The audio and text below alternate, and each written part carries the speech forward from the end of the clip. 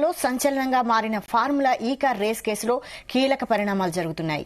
KTR quash petition ను high court కొట్టివేయడంతో BRS cadre shock అయింది. ఇక కేసు విచారణలో దూకుడు పెంచింది ఏసీబీ. గ్రీన్ కో సంస్థ కార్యాలయాల్లో సోదాలు చేసింది. హైకోర్టు తీర్పును సుప్రీంకోర్టులో కేటీఆర్ సవాల్ చేశారు. రేవంత్ సర్కార్ కూడా సుప్రీంలో క్యావియట్ పిటిషన్ వేసింది. మరోవైపు ఐఏఎస్ అరవింద్ కుమార్ ఇవాళ ఏసీబీ విచారణకు హాజరు కానున్నారు. రేపు ఏసీబీ ముందుకు విచారణకు కేటీఆర్ రానుండగా విచారణ తర్వాత అరెస్టు చేస్తారనే ప్రచారం సాగుతోంది. కేటీఆర్ కేసులో ఏసీబీ ఏం చేయనుంది, కేటీఆర్ ను అరెస్టు చేస్తే ఏం జరగనుంది, సుప్రీంకోర్టు తీర్పు ఎలా ఉండబోతోంది, ఈ అంశాలపై ఈరోజు డిబేట్లో చర్చిద్దాం. మనకు డిబేట్లో అందుబాటులో ఉన్నారు మస్తాన్ రావు గారు, ఎనలిస్ట్, అలాగే మెతుకు ఆనంద్ గారు, బీఆర్ఎస్ ఎక్స్ఎమ్ఎల్ఏ. నమస్తే అండి మస్తాన్ రావు గారు, ఆనంద్ గారు. నమస్తే అండి. మస్తాన్ రావు గారు, చెప్పండి, నిన్న హైకోర్టులో కేటీఆర్ వేసిన క్వాష్ పిటిషన్ కొట్టివేయడాన్ని మీరు ఎలా చూస్తారు? దీనికి సంబంధించి మీ అబ్జర్వేషన్స్ ఏంటి ఈ కేసుకు సంబంధించి?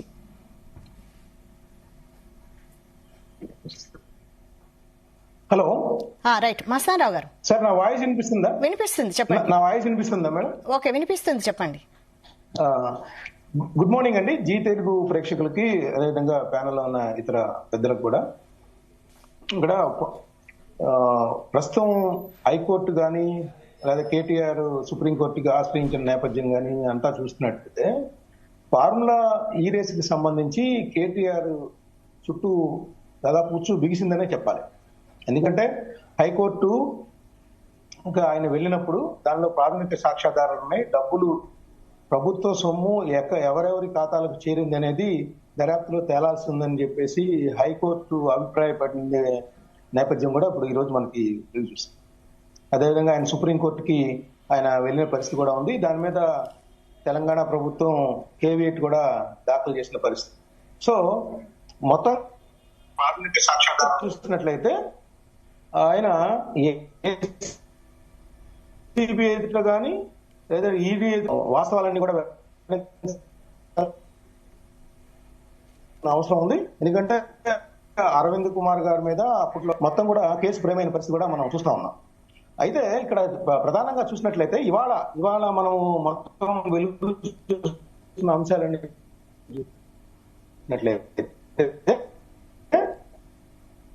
ఈ ఫార్ములా ఈ రేస్ కి సంబంధించి 3 కంపెనీల మధ్య, అంటే హెచ్ఎండి నెక్స్ట్ జెన్, దానికి సంబంధించి త్రైపాక్ష ఒప్పందం మనకి అక్టోబర్ లో జరిగింది. అక్టోబర్ 2023లో జరిగిన పరిస్థితి ఉంది. సబ్జెక్టివ్ కరెక్షన్ డేట్ అటు ఇటుగా ఉండొచ్చు. సరే, అయితే దాని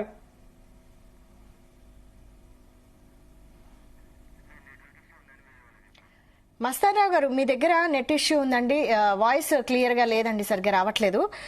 రైట్. అలా ఆనంద్ గారు, నమస్తే అండి. నమస్తే అండి. అయితే కేటీఆర్, ఓకే అండి, మస్తాన్ రావు గారు కంటిన్యూ చేస్తారా? ఓకే ఓకే ఓకే, చెప్పండి. ఇంటర్నెట్ ప్రాబ్లం వచ్చినట్టు.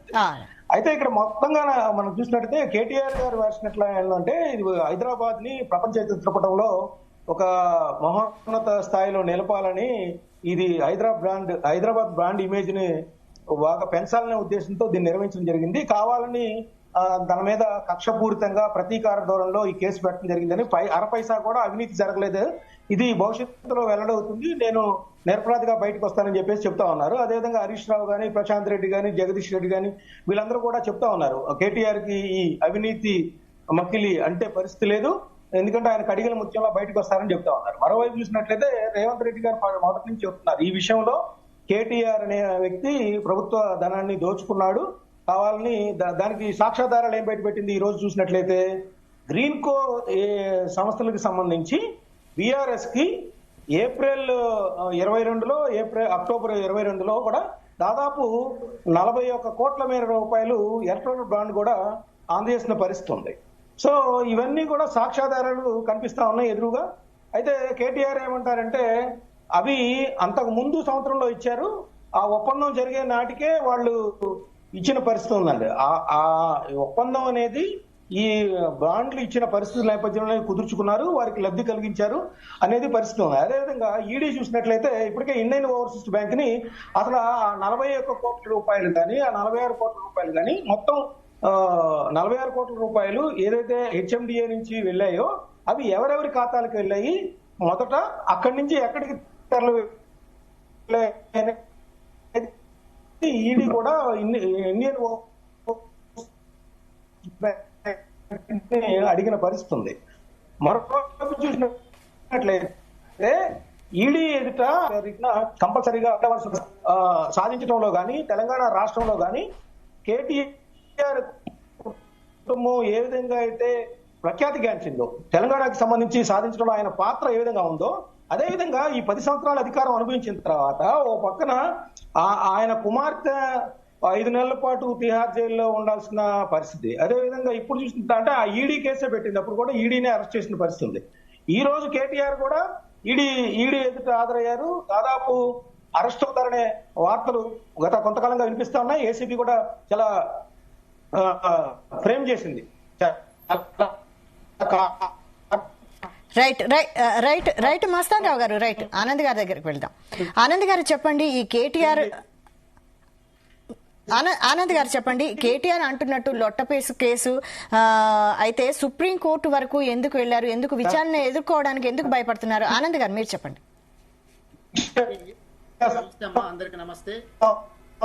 ఈ చర్చలో పాల్గొన్నటువంటి మిగిలిన పార్టిసిపేట్స్ అందరికీ కూడా నమస్కారం. దీనిలో మస్తాన్ రావు గారు ఆనంద్ గారు మాట్లాడుతున్నారు మీరు. ఓకే,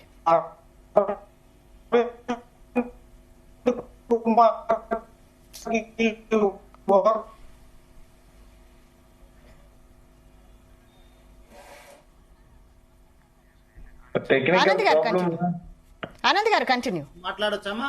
చెప్పండి చెప్పండి. అయితే నిన్న హైకోర్టు లోపల క్వాష్ పిటిషన్ కొట్టేసిండ్రు అన్నంత మాత్రాన, క్వాష్ పిటిషన్ కొట్టేసిండ్రు అంటే నేరం రుజువైనట్లు కాదు, లేకపోతే ఈయన తప్పు చేసిండ్రు ఈ శిక్ష వేయండి కేటీఆర్ గారు అన్నట్లు కూడా కాదు. అంటే మీరు విచారణ కొనసాగించవచ్చు అనేటటువంటిది ఈ ఏసీబీ కోర్టుకి ఇచ్చినట్లు, ఏసీబీకి సంబంధించిన వాళ్లకు మీరు ఇన్వెస్టిగేషన్ చేయొచ్చు అనేటటువంటిది మాత్రమే ఇవ్వటం జరిగింది. అంతేగాని ఇప్పుడు నేరం రుజువైనట్టయితే కాదు. ఇక ఇందాక మస్తాన్ గారు మాట్లాడుతున్నట్టు ఆ బాండ్స్ ఇచ్చిండ్రు అనేటటువంటిది ఏదైతే చెప్తుండ్రో, ఆ బాండ్స్ ఒక బీఆర్ఎస్ పార్టీకి మాత్రమే ఇవ్వలేదు. బీఆర్ఎస్ తో పాటు దేశం లోపల అత్యంత బాండ్స్ తీసుకున్నటువంటి పార్టీ ఏదన్నా ఉంది అంటే అది బీజేపీ పార్టీ. దాంతో పాటు కాంగ్రెస్ వాళ్ళకి ఇచ్చిండ్రు, టీడీపీ వాళ్ళకి ఇచ్చిండ్రు, వైసీపీ వాళ్ళకి ఇచ్చిండ్రు, అందరికీ కూడా ఇచ్చిండ్రు. కాబట్టి బాండ్స్ అనేటటువంటిది ఇప్పుడు అది అన్ని పార్టీలకు ఇస్తున్నటువంటి జరుగుతున్నటువంటిది మనం చూస్తున్నాం. కాబట్టి దాంట్లోపల ఇప్పుడు నిన్న కూడా ఇంకా మాట్లాడుతుంటే కొన్ని పత్రికల లోపల క్విడ్ ప్రోకో అనేటటువంటిది కూడా రాసిండ్రు. అసలు క్విడ్ ప్రోకో అంటే సంథింగ్ ఫర్ సంథింగ్ అనేటటువంటిది అర్థం, లాటిన్ వర్డ్. అంటే ఇచ్చి పుచ్చుకో, నేను నీకు ఇది ఇస్తా నీకు అది ఇవ్వు అన్నట్టు. సో వీళ్ళు ఇప్పుడు మేము వాళ్ళకి ఏమి ఇచ్చినట్టు బీఆర్ఎస్ పార్టీ తరఫున ఇప్పుడు వాళ్ళు ఇక్కడ దీనికి పెట్టింది అంటే బాండ్స్ ఇచ్చింది అని అనుకుంటే ఏమి ఇచ్చినట్టు దీనికి వాళ్ళకు అనేటటువంటిది కూడా మనం ఈ క్విడ్ ప్రో కో అనేటటువంటిది దీనికి వర్తించదా అనేటటువంటిది ఒకటి. ఇప్పుడు మనం చూస్తుంటే కూడా గత సంవత్సర కాలం లోపల రేవంత్ రెడ్డి గారు చేస్తున్నది ఏంటి అంటే ఎట్లా అటెన్షన్ డైవర్ట్ చేయాలా. మేము ఇప్పుడు సింపుల్, ఇప్పుడు నాది వికారాబాద్ జిల్లా, మా జిల్లాలోనే ఉన్నటువంటి మొన్న లగచెర్ల కేసు తీసుకున్నా గానీ రైతులకు సంబంధించినటువంటి లగచెర్ల కేసు తీసుకుంటే మా మాజీ ఎమ్మెల్యే నరేందర్ రెడ్డి గారిని దాదాపు 40 రోజులు జైల్లో పెట్టారు.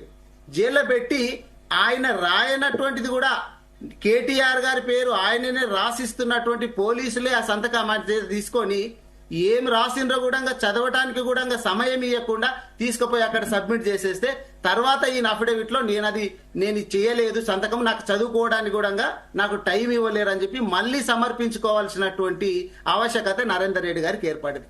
అంటే మాకు పోలీసు వ్యవస్థ మీద నమ్మకం లేదు, ఎందుకంటే ఏసీబీ మొత్తం ఉన్నది రేవంత్ రెడ్డి గారి చేతిలో ఉన్నది ఇది.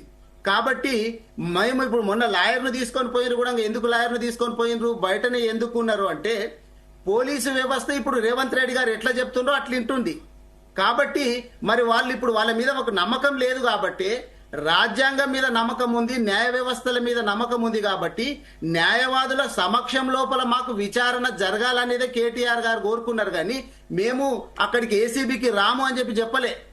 నేను వస్తా, కానీ మీ మీద, మీ వ్యవస్థ మీద మీకున్నటువంటి ఈ పోలీసులు మీ చేతిలో ఉన్నారు.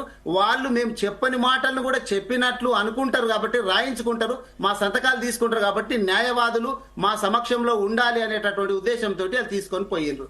మేము అంటే రాజ్యాంగం మీద గౌరవం ఉంది కాబట్టి, అంబేద్కర్ గారు రాసినటువంటి రాజ్యాంగం మీద గౌరవం ఉంది కేటీఆర్ గారికి, కానీ అనుముల వారు రాసినటువంటి రాజ్యాంగం మీద గౌరవం కాదు. ఇప్పుడు ఇక్కడ రాష్ట్రం లోపల జరుగుతున్నది ఏంటంటే అంబేద్కర్ గారి రాజ్యాంగం నడుస్తలేదు, అనుముల రేవంత్ రెడ్డి గారి రాజ్యాంగమే నడుస్తుంది. కాబట్టి ఏ కేసులనన్నా ఇన్వాల్వ్ చేయాలా, ఈయనని ఏ కేసులను ఒక దగ్గర జైలుకు పంపించాలా అని చెప్పి రేవంత్ రెడ్డి గారు కంకణం కట్టుకొని కూర్చున్నారు. మనము గత సంవత్సరం కాలంగా చూస్తా ఉన్నాం. ఇప్పుడు ఒకటి కొద్ది రోజులు ఏం చెప్పిండు, ఫోన్ ట్యాపింగ్ అనేటటువంటి విషయంతో మొత్తం చర్చ 6 గ్యారంటీలు పక్కకు పోవాలనేటటువంటి ఫోన్ ట్యాపింగ్ కొద్ది రోజులు తీసుకొచ్చిండు. ఇంకా కొద్ది రోజులు ఏం చేసిండు, కాళేశ్వరంకు సంబంధించింది అని చెప్పి కొద్ది రోజులు చర్చ పెట్టిండ్రు. దాని తర్వాత ఏంది, ఇప్పుడు ఆ లగచర్లకు సంబంధించింది దాంట్లో ఏమన్నా దొరుకుతుందేమో, కేటీఆర్ గారిని అరెస్టు చేయొచ్చు అని చెప్పి లగచర్లకు సంబంధించిన దాంట్లో కూడా మా నరేందర్ రెడ్డి గారు రాయని విషయాన్ని కూడా రాసినట్లుగా మొత్తం అది చేసిండ్రు. తర్వాత కొద్ది రోజులు జన్వాడ ఫామ్ హౌస్ విషయము అది కొంచెం చర్చ, దాంట్లో ఏమైనా దొరుకుతుందేమోనని చెప్పి అక్కడే జన్వాడ లోపల వీళ్ళ బావమరుదులకు సంబంధించినటువంటి కుటుంబ సభ్యులు, పిల్లలు, పెద్దలందరూ దావత్ చేసుకుంటే కూడా రేవ్ పార్టీ అని చెప్పి దానికి సంబంధించినటువంటి డ్రగ్స్ దొరికినాయి అని చెప్పి కేటీఆర్ గారు ఇక్కడికి ఎట్లాగూ వస్తారు, ఇది సందు దొరుకుతుంది అనేటటువంటి అక్కడ ప్రయత్నం చేసిండ్రు. ఆ మధ్య ఒక బాలకృష్ణ అనేటటువంటి ఉద్యోగి దొరికితే కూడా ఆయన ద్వారా కూడా కేటీఆర్ గారిని ఏమన్నా అరెస్టు చేయాలని చెప్పి ఇట్లా 6 గ్యారంటీలు ఎక్కడ పోయినావు కానీ ఇది 6వసారి కేటీఆర్ గారిని అరెస్టు చేయాలనేటటువంటి తాపత్రయము రేవంత్ రెడ్డి గారితో కనిపిస్తున్నది. ఇది 6వసారి కాబట్టి ప్రజలందరికీ కూడా తెలుసు ఇప్పుడు ఏం చేస్తుండు రేవంత్ రెడ్డి గారు. ఇప్పుడు మేమేం చెప్పినాం, ఇప్పుడు అసెంబ్లీ జరిగింది మొన్న, అసెంబ్లీలో కేటీఆర్ గారు చెప్పిండ్రు, హరీష్ రావు గారు చెప్పిండ్రు, ఇది అసెంబ్లీ అనేటటువంటిది మొత్తం ప్రపంచం మొత్తం వీక్షిస్తుంది, లైవ్ డిబేట్ పెడదాము, చర్చ పెడదాము అంటే ఎందుకు వెనకాడాలా, చర్చ పెట్టాలి కదా. మరి కేటీఆర్ గారు ఏం తప్పు చేసిండ్రు, అడ్మినిస్ట్రేటివ్ డిఫెక్ట్స్ ఏమన్నా ఉన్నాయా, అసలు అధికారుల ఆనంద్ గారు నేరారోపణలు చర్చించాల్సింది కోర్టులో కదా, అసెంబ్లీయా దానికి వేదిక? అసలు ఈ నేరారోపణలు చర్చించాల్సింది అక్కడ అసెంబ్లీలో చర్చించాల్సింది ప్రజల సమస్యలపై కదా. అయితే ఇప్పుడు మొన్ననే అన్నారు, ఇప్పుడు ఎవరో ఏమన్నారు రేవంత్ రెడ్డి గారు అంటే అది కోర్టులో ఉంది, మేము అసెంబ్లీలో చర్చించడానికి రాదు అనేటటువంటి రేవంత్ రెడ్డి గారు చెప్పారు. రేవంత్ రెడ్డి గారు కోర్టుల విషయాన్ని అసెంబ్లీలో చర్చించడానికి రానప్పుడు అల్లు అర్జున్ విషయం కూడా కోర్టు లోపల ఉంది. అల్లు అర్జున్ విషయం కూడా కోర్టులో ఉన్నాక దాదాపు 1.5 గంటల సమయము మరి వృధా చేసేసి అల్లు అర్జున్ గురించి చర్చ ఎట్లా పెడతారు? మరి ఇదే విషయం ఇప్పుడు కోర్టులో ఉన్నది, మేము ఇది కూడా చర్చ పెట్టాలా, ప్రజలందరూ కూడా చూస్తారు కదా, కోర్టులో జరిగేది కోర్టులో జరుగుతుంది. ప్రజలందరికీ కూడా వాస్తవాలు తెరవాలంటే లైవ్ గా నడవండి. మా కేటీఆర్ గారు చెప్పిండు, చాలా ఏం చెప్పిండు, మీరు చర్చకు ఎందుకు వెనకాడుతున్నారు, సరే అసెంబ్లీ అయిపోయింది, ఇప్పటికైనా కానీ మీ ఇంటి దగ్గరికి మేము రమ్మంటే వస్తాము, లైవ్ డిబేట్ పెట్టండి, ఎవరు ఏం తప్పు చేసిండ్రు అనేటటువంటిది చర్చ పెడదామంటే ఈ అసెంబ్లీలో జంకుతున్నారు, మరి బయట ఎందుకు జంకుతున్నారండి? చర్చ పెట్టాలి కదా, అసెంబ్లీలో కూడా చర్చ పెట్టాలి కదా. మరి ఇప్పుడు అల్లు అర్జున్ విషయానికి సంబంధించి వచ్చి కూడా చాలా దాన్ని కూడా డైవర్షన్ అంటే కొద్ది రోజులు ఏం చేయాలా, జనాలందరూ కూడా ఆయన ఇచ్చినటువంటి హామీలు మర్చిపోవాలా, ఇటు అటెన్షన్ మొత్తం డైవర్ట్ కావాలనేటటువంటి ఉద్దేశం. రైట్ ఆనంద్ గారు, రైట్. సునీతారెడ్డి గారు నమస్తే అండి. నమస్తే అండి. ఈ ఫార్ములా కేసులో ఏం జరుగుతుంది అసలు? కేటీఆర్ వాదనతో కేటీఆర్ వాదన మీకు ఎలా అనిపిస్తుంది? గుడ్ మార్నింగ్ మేడం, ప్యానెల్ ఉన్న పెద్దలందరికీ గుడ్ మార్నింగ్, జీటీవీ ప్రేక్షకులకు అందరికీ గుడ్ మార్నింగ్ మేడం. ఇప్పుడు వీళ్ళు చెప్పేదేమో ఎలా చెప్తున్నారంటే తేలికగా రోటపీస్ కేసు అని, అసలు ఇది కేసే కాదని, అసలు ఇందులో ఈ పస లేదని ఈ విధంగా మాట్లాడుతున్నారు. వెనక నుంచి చూస్తే గజ గజ గజ వణికిపోయి కోర్టుల చుట్టూ వాటి చుట్టూ వీటి చుట్టూ పరుగులెత్తి ఇది చేస్తున్నారు. నేను ఒకటి అడుగుతున్నా మేడం, ఇక్కడ గవర్నర్ గారు నమ్మిండ్రు, గవర్నర్ గారు పర్మిషన్ తీసుకున్నప్పుడు ప్రైమాపసీ ఉంది అని చెప్పితేనే తను పర్మిషన్ ఇచ్చిండ్రు. అదే విషయాన్ని నిన్న కోర్టు కూడా చెప్పింది. ఎందుకు అంటే అక్కడ పరిశీలిస్తే ఏంటంటే ఖచ్చితంగా ప్రజాధనం వృధా అయ్యింది. లబ్ధి ఎవరికి చేరింది, వ్యక్తిగతంగా చేరిందా లేకుంటే ఇతరులకు చేరిందా అనేది ఒక క్లారిటీ లేదు. అక్కడ ఏ విధమైన పర్మిషన్స్ తీసుకున్న పరిస్థితి లేదు. ఆర్బీఐ ఇప్పుడు ఫారిన్ ఫండ్స్ ఇచ్చినప్పుడు ఫెమా ఉల్లంఘన జరిగింది, ఆర్బీఐ పర్మిషన్ లేదు, కేబినెట్ పర్మిషన్ లేదు. ఏదైతే హెచ్ఎండిఏ నుంచి పే చేసిండ్రో అక్కడ ఏ విధమైన పర్మిషన్స్ లేవు. ఏ పర్మిషన్ లేకుండా నేనే రాజు నేనే మంత్రి అనే విధంగా మొత్తం ఆయన నేనే చేసినా అని ఒప్పుకుంటున్నాడు. ప్రెస్ మీట్లు పెట్టి అదే చెప్తున్నాడు. ఈ పసలేని కేసును పట్టుకొని ఏలాడబడుతురావు, నేనే ఇచ్చినా ఏం చేస్తారు మీరు, బరాబర్ ఇచ్చినా నేనేమైతుంది మహా అయితే జైలు పోతే ఏమైతుంది, యోగా చేసుకుంటా, అక్కడ మంచిగా వాకింగ్ చేస్తా, గట్టిగా అవుతా, స్ట్రాంగ్ అవుతా, మళ్ళీ వచ్చి నేను పాదయాత్రలు చేస్తా, ఇవన్నీ చేస్తా, ఏముందా లొట్ట పీస్ కేసును పట్టుకొని ఏలాడబడుతున్నారు అని అంటున్నారు. మళ్ళీ ఒక సైడ్ నుంచి కోర్టు పోయిండ్రు ఇది క్వాచ్ చేయాలని చెప్పి. క్వాచ్ చేయకుండా హైకోర్టు చెప్పడమే జరిగింది. అక్కడ ఏం జరిగింది అని అంటే అక్కడ ప్రజాధనాన్ని ఏదైతే నీకు ట్రస్ట్ తోటి నమ్మి మీకు ప్రభుత్వంలో మంత్రి పదవిలో ఉండి మీకు ట్రస్ట్ తోటి ఇచ్చిన డబ్బును మీరు దుర్వినియోగం చేసిరు. నువ్వు తీసుకున్నావా ఇంకొకరికి ఇచ్చినవా అనేది అది తేలుతుంది. కేసు మూవ్ అయితే తేలుతుంది వాళ్ళ భాషలో. ఆ విధంగా వాళ్ళు చెప్పిండ్రు, డబ్బులు పోయినాయి, నీ సొంత పైస కాదు, అది ప్రజాధనము, అది ఏ విధంగా పోయింది బయటికి, ఎందుకు పోయింది, ఎలా పోయింది, దాన్ని లబ్ధిదారులు ఎవరు అనేది తేల్చాల. తేల్చేటప్పుడు వాళ్ళు అడుగుతున్నారు, మరి అంత లొట్టపీస్ కేసు అయినప్పుడు, అంత వాల్యూలెస్ అయినప్పుడు, అది అసలు అవినీతే కానప్పుడు వెళ్ళి సమాధానం చెప్పి వదిలగొట్టుకునే దానికి ఎందుకు ఇంత పంచాయతీ? మళ్ళీ ఇప్పుడు అక్కడికి సుప్రీంకోర్టుకు పోయిండ్రు, వీళ్ళు ఏసీబీ వాళ్ళు పోయిండ్రు, అక్కడికి పోయేసి వాళ్ళు మళ్ళా కేసు వేసిండ్రు, కేవియేట్ వేసేసి మాకు చెప్పకుండా మమ్మల్ని అడగకుండా ఏది అయిపోద్దు అనేది వీళ్ళు అడుగుతున్నారు. ఇక్కడ జరిగింది అనేది అక్కడ క్లియర్ గా కనిపిస్తుంది మేడం. ఎందుకు అంటే మీరు ప్రజాధనాన్ని ఇచ్చేటప్పుడు మీకున్న అర్హత లేనిది, అక్కడ ఏంది, ఎవరిని అడిగిండ్రు, హెచ్ఎండిఏ పర్మిషన్ ఉందా లేదా, ఆర్బీఐ పర్మిషన్ ఉందా లేదా, ఇక్కడ ఫెమా ఉల్లంఘన చేసిండ్రా లేదా, ఇక్కడ ఈడీ కూడా ఇంటర్ఫియర్ అయ్యింది, ఫెమా ఉల్లంఘన చేసిరు, మీరు ఎవరు అనుమతిని తీసుకోలేదని చెప్పి వాళ్ళు కూడా రేపు 16వ తారీఖు నాడు వీళ్ళు కూడా అడుగుతున్నారు, మీరు వచ్చి ఆన్సర్ చేయాలి అని చెప్పేసి. ఇక్కడ ఏసీబీ కేసు నడుస్తూనే ఉంది, కానీ తేలికగా చెప్తున్నారు. ఇప్పుడు బ్రదర్ కూడా అదే చెప్తున్నాడు, ఏముందండి ఇందులో ఏం లేనే లేదంటే ఇక్కడ బ్రీచ్ ఆఫ్ ట్రస్ట్ అనేది చేసిండ్రు మంత్రి గారు. ఏదైతే తన ప్రమాణం స్వీకారం చేసేసి మంత్రి పదవి తీసుకున్నారో దాని నుంచి బ్రీచ్ అయ్యారు. బ్రీచ్ అక్కడ మెయిన్ అదే కదా, ఆ నమ్మకం పోగొట్టుకున్నారు. అవి ఎవరు చేసినారు అనేది చెప్పాలి కదా. చెప్పకుండా చాలా ఈజీగా నా జేబుల నుంచి నేను మీకు తీసిచ్చినా ఏమయ్యేది ఉంది అన్నట్టుగా మాట్లాడుతున్నారు. 55 కోట్ల రూపాయలు మీరు ఒకరికి అప్పచెప్పారు, అక్కడ ఎందుకు చెప్పారు, అది చెప్పేదానికి ఇవన్నీ ఎందుకు? రైట్ వెంకటస్వామి గారు నమస్తే అండి. నమస్తే అండి. కేటీఆర్ ఎటువంటి విచారణకైనా సిద్ధమే అంటూనే మరోవైపు సుప్రీంకోర్టు వరకు వెళ్లారు, మరోవైపు ఇది కక్ష సాధింపు చర్య అంటున్నారు, మీరేమంటారు? సరే, కక్ష సాధించాల్సినటువంటి అవసరమే ఉన్నది. కక్ష ఏమున్నది అసలు దీంట్లో? నేనేమన్నా ఇందాక టిఆర్ఎస్ మిత్రులు మాట్లాడుతూ మాకు పోలీసుల మీద నమ్మకం ఉన్నాడు లేదా? అసలు 10 ఏళ్ళు నడిపించిందే పోలీసు తోటి ఈ దేశాన్ని, ఈ రాష్ట్రాన్ని. పోలీసు రాజ్యమే నడిచింది. పోలీసు ఆధారిత తెలంగాణను నడిపించింది కేటీఆర్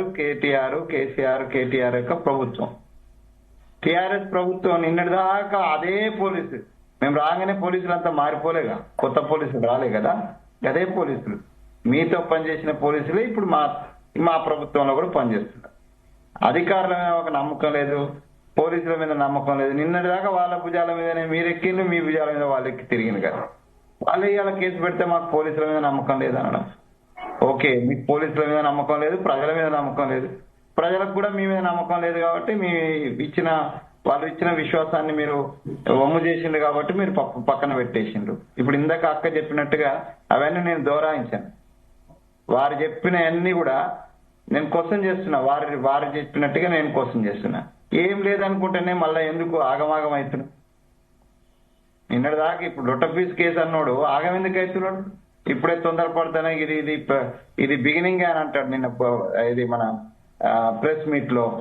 ఇంకోటి అవాకులు చెవాకులు ముఖ్యమంత్రిని పట్టుకొని సన్నాసులని అదే భాష అంటే చింత తెచ్చిన పులుపు దోవని ప్రజలు తీసుకపోయి ఇంట్లో కూర్చోబెట్టిన అలా అయ్యనో అన్ని మూసుకొని ఇంటికాడ కూర్చున్నాడు కానీ ఈయన మాత్రం పెట్టరైపోతున్నాడు.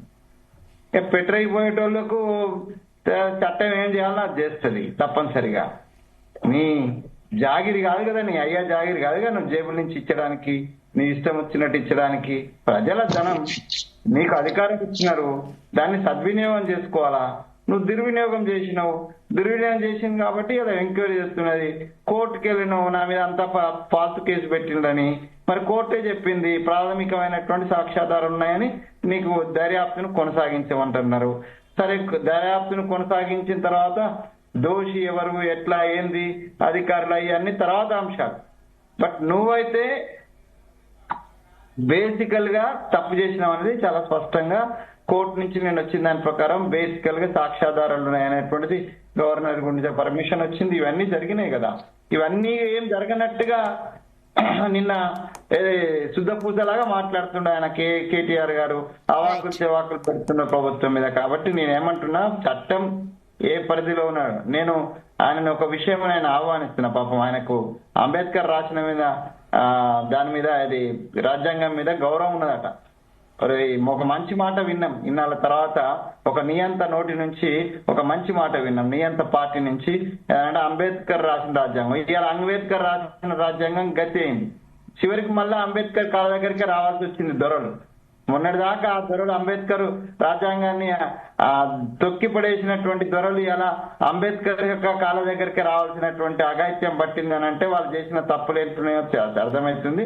డెఫినెట్ గా మేడం ఇక్కడ పోలీసు దుర్వినియోగం అనేది వాళ్ళ ప్రభుత్వంలో అయింది, వీళ్ళ ప్రభుత్వంలో కూడా అవుతుంది మేడం. వాళ్ళ ప్రభుత్వం ఉన్నప్పుడు ఇప్పుడు ఏదైతే సుధపాస పలుకులు పలుకుతున్నాడో కేటీఆర్, స్వయంగా మా రాష్ట్ర అధ్యక్షులు బండి సంజయ్ గారు ఆ రోజు ప్రజల కోసము, టీచర్ల కోసము దీక్ష చేస్తుంటే తన సొంత ఆఫీసులో కూర్చొని దీక్ష చేస్తుంటే ఒక ఎంపీ మళ్ళీ రాష్ట్ర అధ్యక్షులు తన సొంత ఆఫీసులో కూర్చుంటే గేట్లు ఇరగొట్టి దాన్ని పగలగొట్టి పోలీసు వాళ్ళు గేట్లు తునికి అరెస్ట్ చేసి 24 hours అసలు ఎక్కడ తిప్పుతున్నారో కూడా చెప్పలే మేడం. ఆయన ఎక్కడున్నాడో కూడా మాకు సమాచారం ఇవ్వలే. రోడ్ల మీద కార్లో కూర్చోబెట్టుకొని రాష్ట్రం అంతా తిప్పిండ్రు మేడం. అలాంటి పరిస్థితులు కల్పించిందే ఈ టిఆర్ఎస్ ప్రభుత్వం. అంటే పోలీసు వాళ్ళని దుర్వినియోగం చేసిండ్రు, అన్ని దుర్వినియోగం చేసిండ్రు. ఆ రోజు రఘునందన్ రావు గారు ఏదైతే ఎలక్షన్లలో కంటెస్ట్ చేస్తున్నప్పుడు ఒక కంటెస్టింగ్ క్యాండిడేట్ ని కూడా అరెస్ట్ చేసి తీసుకుపోయి పక్కన పెట్టిండ్రు మేడం. వీళ్ళు అసలు ఏ ఒక్క నల్లగొండకు కల్లాలలో ఒడ్లు పోసినారు మేడం. కల్లాలలో ఒడ్లు పోస్తే వీళ్ళు కొనకుండా ఉంటే ఎందుకు కొనట్లేదని మేము పరిశీలనకు పోతే మమ్మల్ని రాళ్లతో కొట్టించి పోలీసులతో కొట్టించారు మేడం. వీళ్ళు అందరం కార్లు పగిలిపోయి మాకు ఇంతింతలా రాళ్లతో కొడితే చేతులు వాసిపోయినాయి మేడం. ఆ విధంగా నిర్బంధ కాండ సాగించిండ్రు టిఆర్ఎస్ వాళ్ళు. ఇవాళ వాళ్ళ దాకా వచ్చింది. ఏదైనా మనం తీసుకున్న గోతిలో మనమే పడతామని పోలీసు వాళ్ళని మీరు కంట్రోల్ పెట్టుకొని ఆ రోజుల్లో నిర్బంధ కాండ కొనసాగించారు ఈ రాష్ట్రంలో. ఇప్పుడు అదే పాలనను వీళ్ళు కొనసాగిస్తున్నారు. నిన్నటికి నిన్న మేడం కాంగ్రెస్ వాళ్ళు సరే ఏం జరిగింది అనేది పక్కకు పెట్టండి, మనం నిరసన తెలిపేదానికి చాలా మార్గాలు ఉన్నాయి. మనం ఏదైనా వేరే వాళ్ళు తప్పు చేస్తే మనం ధర్నా చేయొచ్చు, మనం ఇంకేదైనా శాంతియుతంగా చేయొచ్చు. ఇక్కడ గవర్నమెంట్ వాళ్ళ చేతిలో ఉంది, పోలీసు పార్టీ ఆఫీస్ మీద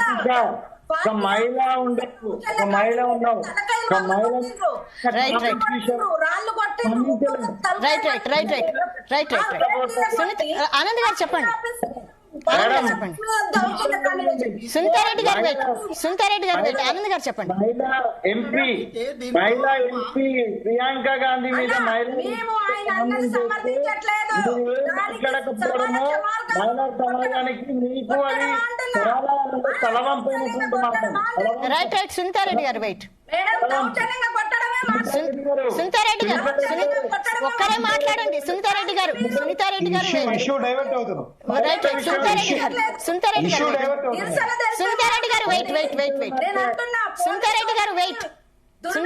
వెయిట్. రైట్ మస్తాన్ రావు గారు మీరు చెప్పండి. మనకి ఈ విషయం ఇష్యూ అంటే నేను ప్యానల్ లో కన్నా పెద్దలకి ఏంటంటే ఇప్పుడు ప్రియాంక గాంధీ గారు మీద రమేష్ కుమార్ చేసిన వ్యాఖ్యలు ఖండించదగినవి, అవన్నీ వేరే ఇష్యూ. అంటే ఇప్పుడు మనం ఎంచుకున్న సబ్జెక్ట్ ఏమో కేటీఆర్ గారికి సంబంధించి కదా, అది issue divert right Mastan Rao గారు మీరు చెప్పండి. ఇదంతా అది విషయం మేము తీయలేదు, మేడమే తీసింది కాబట్టి నేను ఒక మహిళగా వారిని నేను డైరెక్ట్ గా క్వశ్చన్ చేస్తున్నా.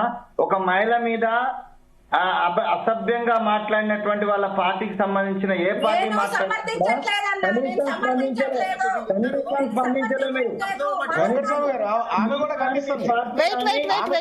సునీతారెడ్డి గారు, వెంకటస్వామి గారు, మస్తాన్ గారు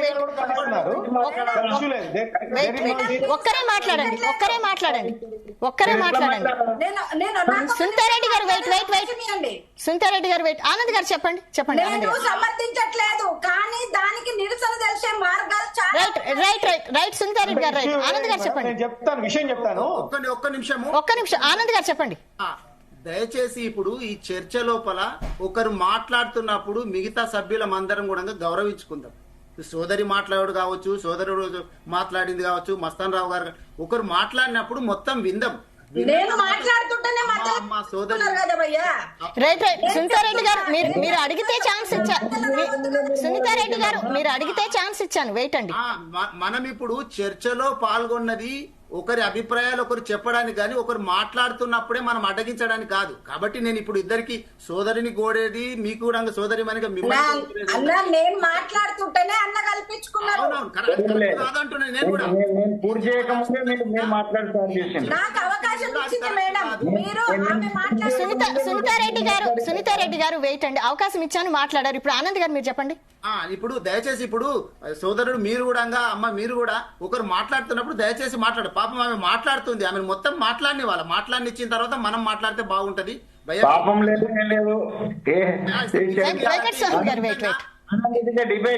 అంటే పార్టీ బీజేపీ నాటకం లాగుంది. ఎందుకంటే ఇప్పుడు ఇందాక గవర్నర్ గారు పర్మిషన్ ఇచ్చిండ్రు అనేటటువంటి మాట, ఎంక్వైరీకి పర్మిషన్ ఇచ్చిండ్రు అని గవర్నర్ గారు ఇచ్చిండ్రు అని చెప్పి చెప్తున్నారు. మరి గవర్నర్ గారు ఇప్పుడు అన్నిట్ల లోపల పర్మిషన్ ఇవ్వరు. గవర్నర్ గారు పర్మిషన్ ఎందుకు ఇస్తారు అంటే అప్పుడు మంత్రిగా ఉన్నటువంటి పాలసీలు మంత్రిగా తీసుకున్నారు కేటీఆర్ గారు, ఒక పాలసీ డెసిషన్ మేకర్ తీసుకున్నారు. కాబట్టి మంత్రిని నియమించేదైనా తొలగించేదైనా ఎవరైతే అధికారం ఉంటుందో వాళ్ళు అనుమతి ఇవ్వాలి. లేకపోతే ఇప్పుడు మామూలు ఏదైనా పర్సనల్ కేసు ఉంటే గవర్నరు అనుమతి అనేటటువంటిది అవసరం లేదు. మస్తాన్ రావు గారు దీంతో ఒప్పుకుంటారని నేను భావిస్తున్నాను. అయితే ఇప్పుడు ఇక్కడ గవర్నర్ గారికి పర్మిషన్ పెడితే వెంటనే పర్మిషన్ వచ్చేసింది. ఈడీకి సంబంధించింది కూడా వెంటనే నేను మొత్తం మాట్లాడాక మీరు మాట్లాడండి, నేను వద్దనట్లేదు. మొత్తం ఇప్పుడు ఈడీకి సంబంధించినటువంటి వీళ్ళు చెప్పంగానే ఈడీ కూడా కేసు బుక్ చేసింది.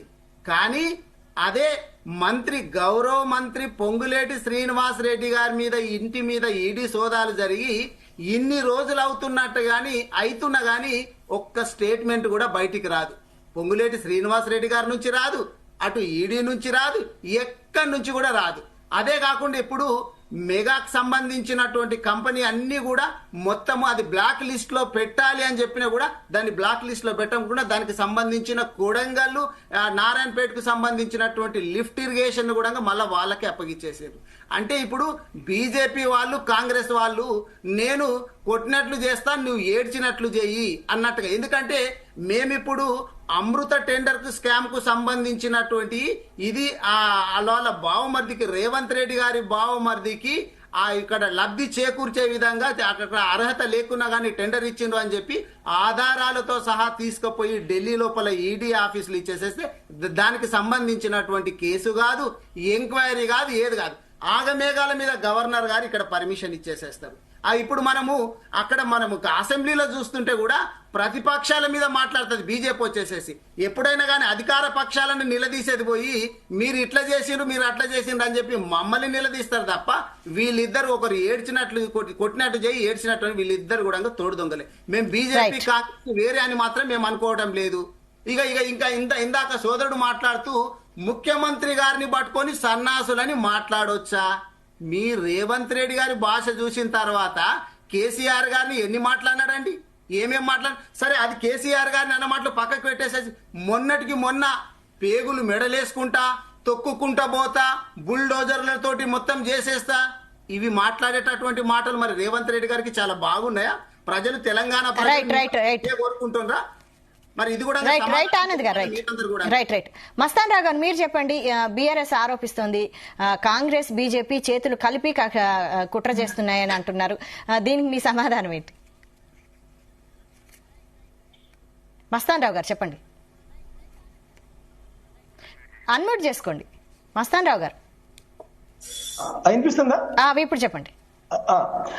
ఆనంద్ గారు ఆరోపణలో కొంత వాస్తవం కనిపిస్తా ఉంది. ఎందుకంటే ఇప్పుడు మనకి లోక్సభ ఎన్నికలు జరిగినప్పటి నుంచి చూసినప్పుడు కూడా బీఆర్ఎస్ ని టార్గెట్ చేస్తా ఉన్న పరిస్థితి కాంగ్రెస్ కానీ బీజేపీ కానీ. నిజానికి వాళ్ళు బలహీనపడిన పరిస్థితుల్లో టీఆర్ఎస్ ని బీఆర్ఎస్ గా మారిన తర్వాత దాన్ని దాదాపు తెలంగాణ రాష్ట్రం నుంచి ఎలిమినేట్ చేసే విధంగా అనేక కార్యక్రమాలు జరిగిన మాట వాస్తవం. అయితే అది రాజకీయంగా ఆయా పార్టీలు అనుసరిస్తున్న వైఖరులు ఉంటాయి. అంటే అదంతా రాజకీయ ఎత్తుగడలు, ప్రజల అభిమానం వేరు, రాజకీయ ఎత్తుగడలు వేరు. జనరల్ గా ఒక పార్టీని దెబ్బతీయడానికి మరో పార్టీ ప్రయత్నిస్తూ ఉంటది.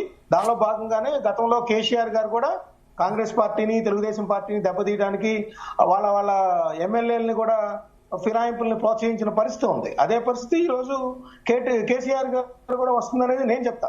అదేవిధంగా ఇప్పుడు అంటే బీజేపీ అండ్ కాంగ్రెస్ పార్టీలు రెండూ కూడా బీఆర్ఎస్ ని టార్గెట్ చేస్తున్న మాట వాస్తవమే. ఆయన అసెంబ్లీలో కూడా బీఆర్ఎస్ చేసిన, గత ప్రభుత్వం చేసిన అవకతవకలను కూడా బీజేపీ ఇప్పుడు కూడా ఎత్తి చూపుతా ఉన్న పరిస్థితి ఉంది. అదేవిధంగా ఇప్పుడు గవర్నర్ గారు పర్మిషన్ ఇవ్వడంలో కూడా, అంటే బీజేపీ నియమించిన గవర్నర్ అయినప్పటికీ కూడా కొంత కేటీఆర్ గారికి సంబంధించి కేసుల విషయంలో వెంటనే పర్మిషన్ వచ్చిన పరిస్థితి ఉంది. సో ఇప్పుడు మనకి పైన సిబిఐ కానీ, ఇక్కడ ఏసీబీ కానీ, సిఐడి కానీ ఏవైతే అధికారంలో ఉంటాయో ఆయా పార్టీలకు సంబంధించి ఆ ప్రభుత్వాలు ఆటోమేటిక్ గా కొంత మద్దతుగా పనిచేస్తున్న పరిస్థితి ఇక్కడ ఆంధ్రప్రదేశ్ లో మనం చూసినప్పటికీ కూడా అదే విషయాలు మనకు గోచరిస్తాయి. సిఐడి ఏసీబీల్ని ప్రత్యర్థుల్ని దెబ్బతీయడానికి ఉపయోగిస్తున్న తీరు అక్కడ సిబిఐ కూడా అదే పరిస్థితి ఉంది. ఎందుకంటే ఇక్కడ జగన్మోహన్ రెడ్డి గారికి సంబంధించి అనేక కేసులు ఉన్నప్పటికీ కూడా 10 ఏళ్ల పాటు ఇప్పటికీ ఈడీ నోరు పెదపదు, ఛార్జ్ షీట్లు వేయదు, రకరకాల కార్యక్రమాలు నడుస్తూ ఉంటాయి. సో అధికారం ఉన్నప్పుడు దుర్వినియోగం చేయడం అనేది పక్కన పెడితే ఇప్పుడు మనకి ఫార్ములా ఈ రేస్ కి సంబంధించి ఇక్కడ ఎక్కడ మనకి వాస్తవాలు లేదా సాక్ష్యాధారాలు కనిపిస్తున్నాయంటే అక్టోబర్ 25, 2022 ఒప్పందం జరిగిందండి. ఈ 3 హెచ్ఎండిఏ కానీ, ఈఎఫ్ఓ కానీ, గ్రీన్ కో అండ్ ఏఎస్ ఎక్స్జెన్ సంబంధించి ఒప్పందం జరిగింది. అయితే అదే సంవత్సరం 2022 ఏప్రిల్లో, అంటే జనరల్ గా ఎలక్ట్రల్ బాండ్ అనేవి జనవరి, ఏప్రిల్, అక్టోబర్ లో మాత్రమే రిజర్వ్ బ్యాంకు రిలీజ్ చేస్తుంది అనమాట. ఆ బ్యాంకుల నుంచి అప్పుడు కొనుగోలు చేయొచ్చు మనం. సో దానికంటే ముందు ఏప్రిల్లో ఒకసారి, అదేవిధంగా దాదాపు ఏప్రిల్లో వచ్చేసి 31 కోట్లు, అదేవిధంగా అక్టోబర్ లో 10 కోట్ల రూపాయలు. ఈ విధమైన ఎలక్ట్రల్ బాండ్ అంటే ఒప్పందం జరిగిందేమో అక్టోబర్ 25, ఎలక్ట్రల్ బాండ్ అమ్మేదేమో అక్టోబర్ 10 లోపలే. ఏదైనా ఈ జనవరి, అదేవిధంగా ఫిబ్రవరి, అక్టోబర్ మొదటి 10 రోజుల లోపలే కొనుగోలు చేయాలి. సో ఇక్కడ ఏసీబీ కాన్సన్ట్రేట్ చేసింది ఏంటంటే ఈ ఒప్పందం జరగడానికి ముందే ఆ ఒప్పందం జరిగింది. అంటే బీఆర్ఎస్ కి ఎలక్ట్రల్ బాండ్ ఇచ్చే ఒప్పందం జరిగింది కాబట్టి దానిలో ఉత్సాహం చూపారు కేటీఆర్ గారు. ఆయన అరవింద్ కుమార్ గారికి మౌఖికంగా చెప్పడం, ఆయన కూడా కనీసం మంత్రివర్గం ఆమోదం కానీ, అసెంబ్లీ ఆమోదం కానీ ఎక్కడా పెట్టకుండా వాటిని డబ్బుల్ని, అంటే 46 కోట్ల రూపాయలు ట్యాక్స్ రూపంలో ఉన్న 9 కోట్ల రూపాయలు ఆయన రిలీజ్ కి ఆర్డర్స్ ఇచ్చేశారనేది ఇక్కడ ఏసీబీ ప్రధాన అభియోగం. దీనికి ఇంకొక సాక్ష్యాధారాలు ఏం కనిపిస్తా ఉన్నాయంటే ఏదైతే గ్రీన్ కో సంస్థ ఉందో ఆ సంస్థకు సంబంధించి మొట్టమొదటిసారి మనకి రేస్ పెట్టాల్సింది ఎప్పుడంటే 2023 ఫిబ్రవరిలో ఫస్ట్ రేస్ నిర్వహించారు. అది ఒప్పందం ప్రకారం జరిగిపోయింది. రెండవ రేసు 2024 ఫిబ్రవరిలో మరో రేసు నిర్వహించాలి. అయితే అక్కడ ఏం జరిగింది, ఈలోపు ఎన్నికలు వచ్చేసరికి ఈ వ్యవహారం అంతా కాంగ్రెస్ పార్టీ అధికారంలో రావడం, వ్యవహారం అంతా వెలుగు చూసిన పరిస్థితి ఇక్కడ కనిపిస్తా ఉంది. అయితే ఇప్పుడు ఏసీబీ ఇన్వెస్టిగేషన్ లో తేలింది ఏంటంటే గ్రీన్ కోకు సంబంధించిన అనుబంధ సంస్థలు ఏవైతే ఉన్నాయో దాదాపు 20 దాకా అవి బీఆర్ఎస్ కి దాదాపు 41 కోట్ల రూపాయలు ఎలక్ట్రానిక్ బాండ్ ఇచ్చింది అనేది.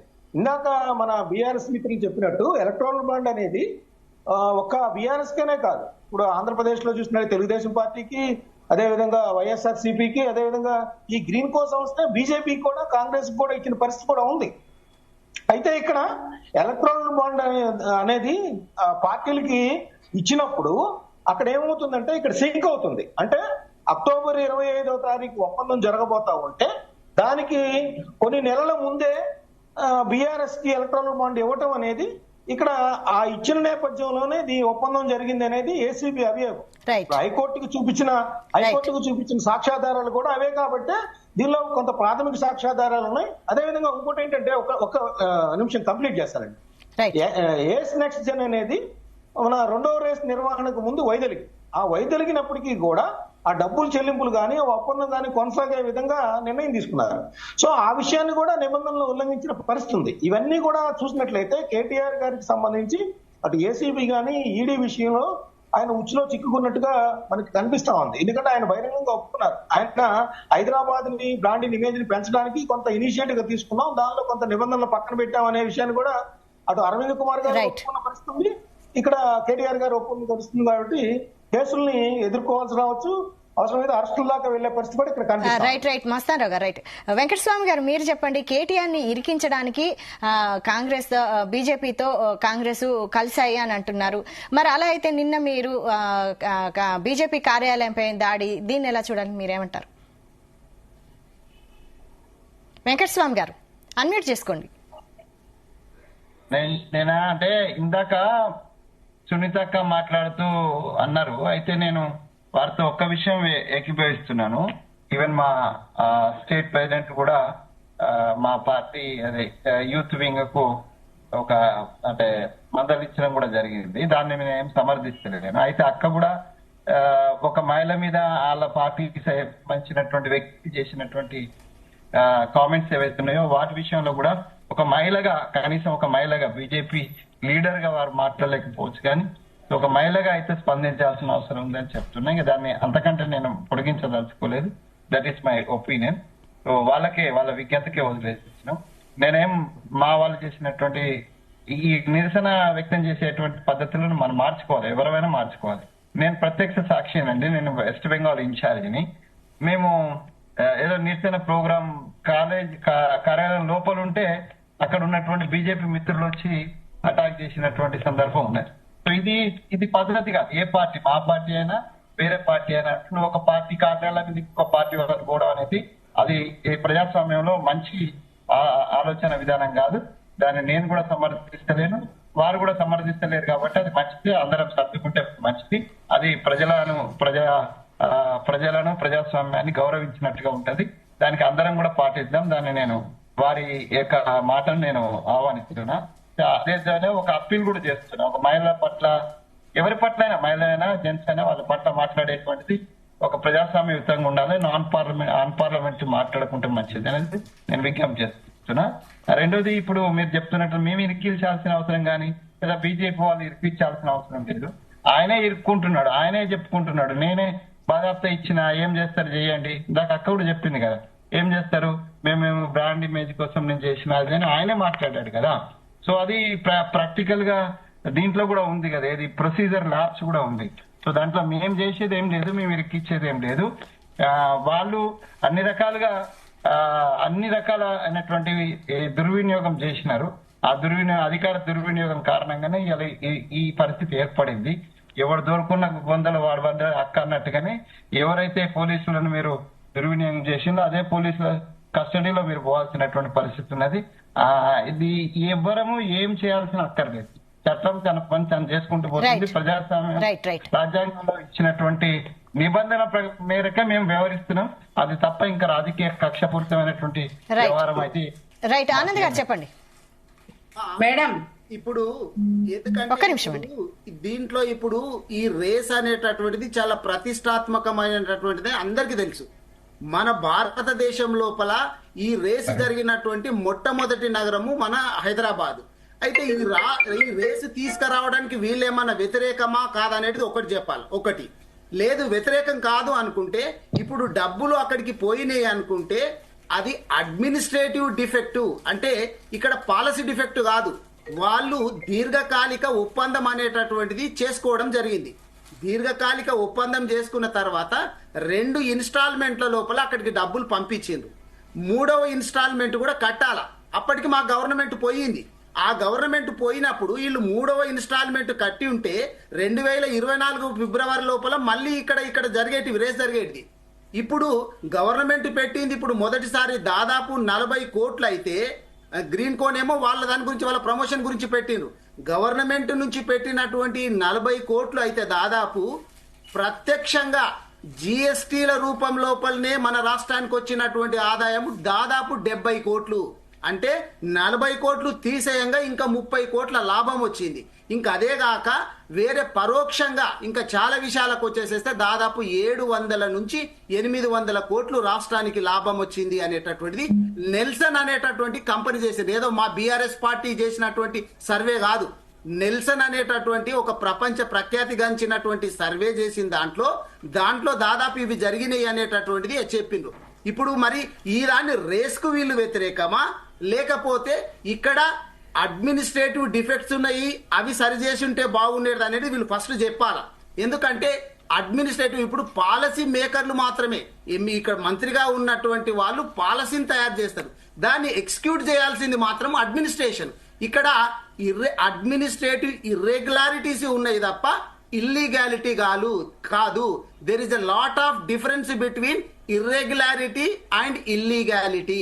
ఇక్కడ ఇల్లీగాలిటీ గురించి మాట్లాడుతున్నారా వీళ్ళు, లేకపోతే ఇర్రెగ్యులారిటీ గురించి మాట్లాడుతున్నారా అనేటువంటిది ముందు వీళ్ళకు క్లారిటీ ఉండాలి. అదిగాక 3వ ఇన్స్టాల్మెంట్ కట్టాలని చెప్పి ఆ సంస్థకు సంబంధించినటువంటి ఎఫ్ఈఓ వాళ్ళు వచ్చి రేవంత్ రెడ్డి గారిని కలిసి మాకు 3వ ఇన్స్టాల్మెంట్ కూడా కట్టాలని చెప్పి వీళ్ళతో మాట్లాడి ఫోటోలు గిట్ల దిగి అన్ని ఉంటే దాన్ని రహస్యంగా ఉంచాల్సినటువంటి అవసరం ఏమొచ్చింది? మేము ఆ ఫోటోలు బయట పెట్టే వరకు వీళ్ళు 3rd ఇన్స్టాల్మెంట్ కట్టకపోతే మేము మీ ఒప్పందాన్ని రద్దు చేసుకుంటాం అనేటటువంటిది వాళ్ళు చెప్పే వరకు కూడా వీళ్ళు ఇన్స్టాల్మెంట్ కట్టలేరు. ప్రతిష్టాత్మకంగా భారతదేశానికి ఇప్పుడు చాలా రాష్ట్రాలు, ముంబై కావచ్చు, చాలా రాష్ట్రాలు కూడా ఈ రేసు మాకు కూడా రావాలని చెప్పి తాపత్రయపడుతున్నటువంటి ఈ సందర్భం లోపల ఇది బీఆర్ఎస్ పార్టీ తీసుకొచ్చింది కాబట్టి దీన్ని ఖచ్చితంగా రద్దు చేయాలనేటటువంటి ఒక కక్ష సాధింపు చర్యలాగా దీన్ని రద్దు చేసినట్టుగా చూస్తున్నారు తప్ప ఇది రాష్ట్రానికి మన ప్రతిష్టను పెంచేదాన్ని వీళ్ళు దిగజారుస్తున్నారు. నిజంగా చెప్పాలంటే రేవంత్ రెడ్డి గారి గురువు గారైనటువంటి చంద్రబాబు నాయుడు గారు కూడా ఈ రేస్ తీసుకురావడానికి చాలా తాపత్రయపడ్డటువంటి విషయం గుర్తుపెట్టుకోవాలా. ఆయనకు చేతగా, ఈయన గురువుకు ఈయనకు చేతగానటువంటి విషయాన్ని మా కేటీఆర్ గారు తీసుకొస్తే దాన్ని ఏ విధంగా భ్రష్టు పట్టించాలా, ఈ కీర్తిని వీళ్ళకు రాకుండా చేయాలనేటటువంటి ఒక దురుద్దేశంతో చేసినటువంటిది తప్ప మరి నిజంగా వీళ్ళుంటే వీళ్ళు ఇప్పటి వరకు కలిసినటువంటిది ఫోటోలు ఎందుకు బయట, మేము బయట పెట్టే వరకు కూడా వాళ్ళు ఫోటోలు బయట పెట్టలేరు. కాబట్టి దీనికి వీళ్ళు కాంగ్రెస్ పార్టీ వాళ్ళు కూడా ఆ సమాధానం చెప్పాలి. మరి జరిగింది, ఈ చర్చ పెట్టిండ్రు, మేము కట్టలేకపోయినాం అనేటటువంటి ఎందుకు చెప్పలేరు? ఇప్పుడు వీళ్ళు రాష్ట్రం ప్రతిష్టను దిగజార్తాలనుకుంటున్నారా? ఇప్పుడు హైదరాబాద్ అనేటటువంటిది మోస్ట్ లివబుల్ సిటీ అనేటటువంటిది వరుసగా 5 సార్లు ఎన్నికైకుంటూ వచ్చింది. మొత్తం ఇప్పుడు 2022 లోపల వరల్డ్ గ్రీన్ సిటీగా హైదరాబాద్ అయింది. దీని ప్రతిష్టను పెంచే విధంగా ఎన్నో రాష్ట్రాలు మాకు కావాలి అని చెప్పి పోటీ పడుతుంటే దాన్ని హైదరాబాద్ కు తీసుకొస్తే సంతోషించాల్సి పోయి అర్ధాంతరంగా ముగించినటువంటి ఘనత ఇది రేవంత్ రెడ్డి గారు. రైట్ ఆనంద్ గారు, రైట్. సునీతారెడ్డి గారు చెప్పండి.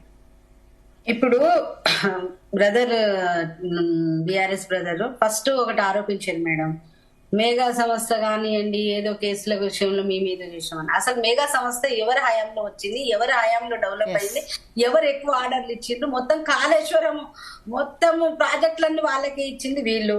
రెండోది గవర్నర్ గారు మేము వాళ్ళు అడగంగానే మేము అనుమతి ఇచ్చినామని చెప్తున్నారు. వాళ్ళేమో 2 నెలలు అయినా కూడా అనుమతులు ఇవ్వట్లేదనే కాంగ్రెస్ వాళ్ళు అంటారు.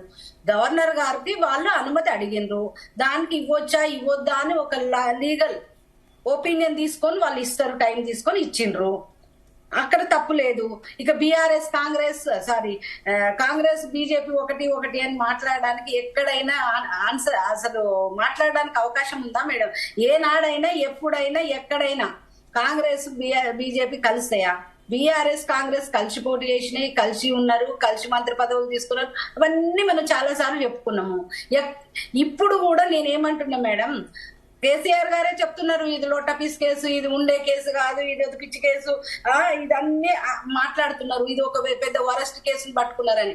మరి పెద్ద పెద్ద కేసులు కూడా ఉన్నాయి, మరి వాటి మీద ఎందుకు గట్టిగా పట్టుకుంటలేరు? నేను ఒకటి అడుగుతున్నా, ఈ లోటపీస్ కేసు అనేది మీ ఇద్దరికి తెలుసా? మీ ఇద్దరు కలిసే ఆడుతున్న డ్రామానా? ఇప్పుడు కాళేశ్వరం ఒకటి మేడం, కాళేశ్వరం మీద 1,00,000 కోట్ల అవినీతి అయిందని చెప్పేసి ఎలక్షన్ల ముందల నుంచి కూడా సవాల్ వేస్తున్నారు. ఎవరు? రేవంత్ రెడ్డి గారు.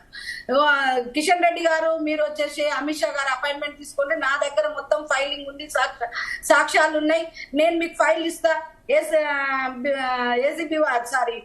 సిబిఐ వాళ్ళకు రాద్దాము, వీళ్ళని అరెస్ట్ చేయించాలి, అవినీతి జరిగిందని మాకే సవాల్ వేసిండు ఎలక్షన్ల ముందర.